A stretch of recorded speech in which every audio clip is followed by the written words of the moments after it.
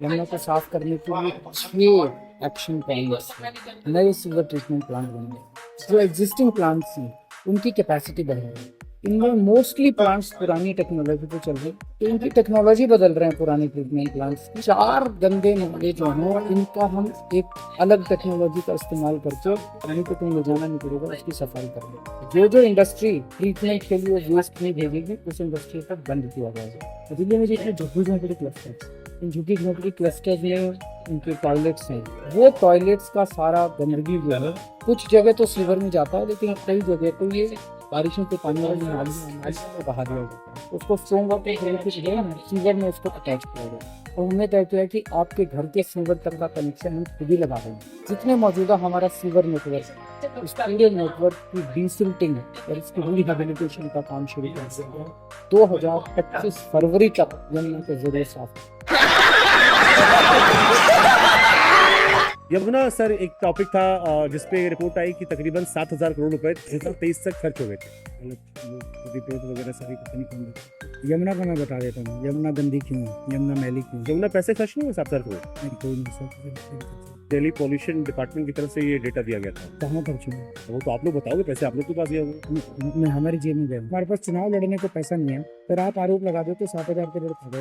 ये गलत रिपोर्ट है। सही रिपोर्ट है। तो पूछ रहा हूँ सवाल, आपको भी तो दिमाग लगाना चाहिए।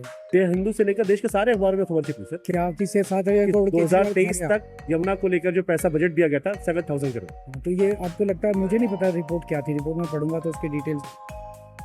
पर 7,000 करोड़ केजरीवाल खा गया, ये सही है? नहीं, ये खा नहीं गया, इतना खर्च हुआ। कहाँ खर्च हुआ? अब ये तो आप लोग बताओ, सरकार आपकी है। क्या बात है सर, क्या बात है सर। अरे कहना क्या चाहते हो? जानता हूँ मेरे विपक्ष के साथी मुझे याद है कि मनीष सिसोदिया को देखते दुखी हो रहा है। मैं हमेशा कहता हूँ मोदी जी बहुत ताकतवर है, सब ताकतवर। अबे साले, तभी मेरा माफ करना, गुस्से में इधर उधर निकल जाता। नहीं है हम प्रदर्शन करने का, इन्हें अपना गिरेबान झांक के देखना चाहिए। भारतीय जनता पार्टी की दिल्ली सरकार की पहली कैबिनेट की बैठक हुई। अगर मोदी जी की गारंटी होती तो पहली कैबिनेट की बैठक में 2,500 रुपए महिलाओं को देने की स्कीम पारित हुई। इनको डर इस बात का है कि जब पहली सदन में, पहले हाउस में कैग की रिपोर्ट रखी जाएगी तो न जाने किस तरह के चिट्ठे निकल के आएंगे। रेखा गुप्ता जी ने मुख्यमंत्री बनते पहले ही दिन प्रधानमंत्री नरेंद्र मोदी जी को पीछे पड़े हैं हमारे सारे नेताओं को जेल में डाल दिया, सत्येंद्र जैन को जेल में डाल दिया, मनीष सिसोदिया को जेल में डाल दिया, संजय सिंह को जेल में डाल दिया, मेरे को जेल में डाल दिया, और कह रहे आतिशी को भी जेल में डालेंगे। ये सारे वादन खड़ा कह रहे हैं उसको भी जेल में डालेंगे। कल मेरे पीए को जेल में डाल दिया, अब कह रहे हैं बैंक अकाउंट फ्रीज करेंगे, आम आदमी पार्टी के बैंक अकाउंट भी फ्रीज कर। यार कुछ अच्छा सोचो ना, प्रधानमंत्री हो यार देश के, कुछ लोगों के लिए काम करो। मैं पूरे देश में घूम के आ रहा हूँ अभी, मैं भिवंडी गया, बॉम्बे गया, लखनऊ गया, हरियाणा गया, पंजाब गया। भाई साहब लोग दुखी हो रहे हैं पूरे देश के अंदर। इतनी महंगाई होगी, लोगों का घर का खर्चा नहीं चल रहा। पढ़ पढ़ के बच्चे घर में बैठे हैं, उनकी चिंता नहीं करते सुबह से शाम, आज इसको जेल भेजूंगा, आज इसको जेल भेजूंगा, आज इसको जेल। अरे थानेदार बनाया था कि प्रधानमंत्री बनाया था?